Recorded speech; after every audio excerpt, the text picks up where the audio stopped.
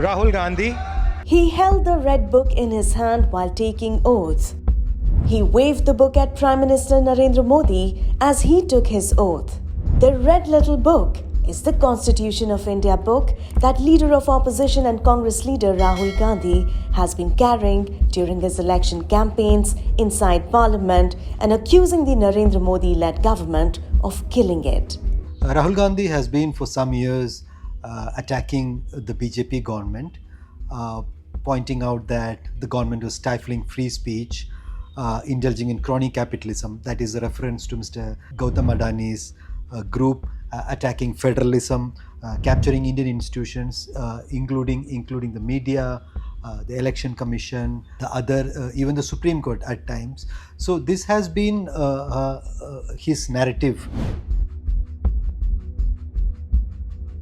During the Lok Sabha elections, after some of the BJP leaders, including a couple of former MPs and their candidates, when they started speaking about the possibility of BJP changing the constitution, if it gets a 400 plus majority, if it gets a landslide victory, that was when Rahul Gandhi's that broad attack against the government, he kind of fine-tuned it. He was constantly waving a pocket-sized constitution, the red color pocket-sized constitution, and saying the BJP, if it manages to get a landslide 400 plus majority, it will change the constitution.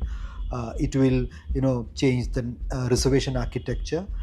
This along with his demand for the Congress Party's demand for a caste census and the breaching that 50% ceiling.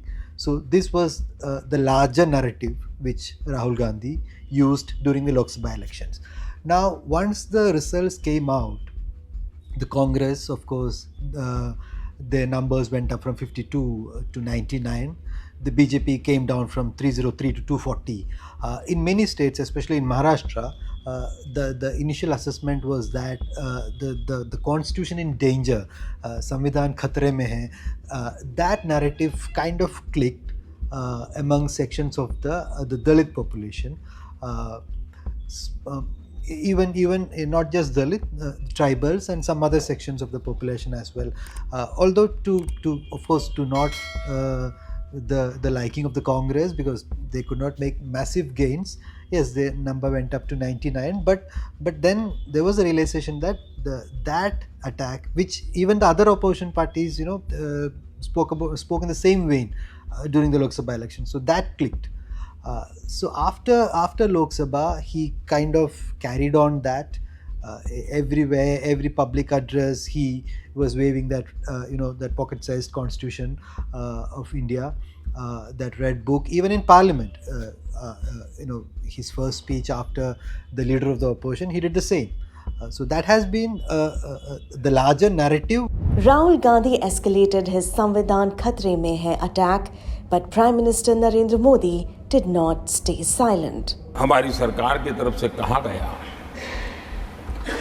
कि हम 26 नवंबर को संविधान दिवस के रूप में मनाएंगे, तो मैं हैरान हूं जो आज संविधान की प्रत लेकर के कूदते रहते हैं, दुनिया में लहराते रहते हैं. But how effective was Rahul Gandhi's narrative? If you look back at the Lok Sabha election results, the Congress and the India bloc did manage to punch some holes in the BJP's tally. Their number came down from 303 to 240. So that Red Book campaign kind of was effective in some states. It was not effective across, even not even across North India, but yes, in many states in North India, UP for instance, Rajasthan, Haryana. There were other factors. It was a combination of factors, but the assessment in the Congress was that it was effective, although not to they could not bring down the government, but the numbers went up. Congress's numbers went up. The Samajwadi Party's numbers went up. Now the big question is whether the Congress, largely the Congress, they are kind of frozen in June. Okay, now 4, 5, 6 months have passed since the Lok Sabha elections. They went into the Haryana election with the same kind of slogan. They went into the Jharkhand and Maharashtra campaign with the same kind of slogan. Now, as a political party, you have to nuance your campaign, nuance your narrative according to the situation on the ground. Many believe the Congress's needle hasn't moved.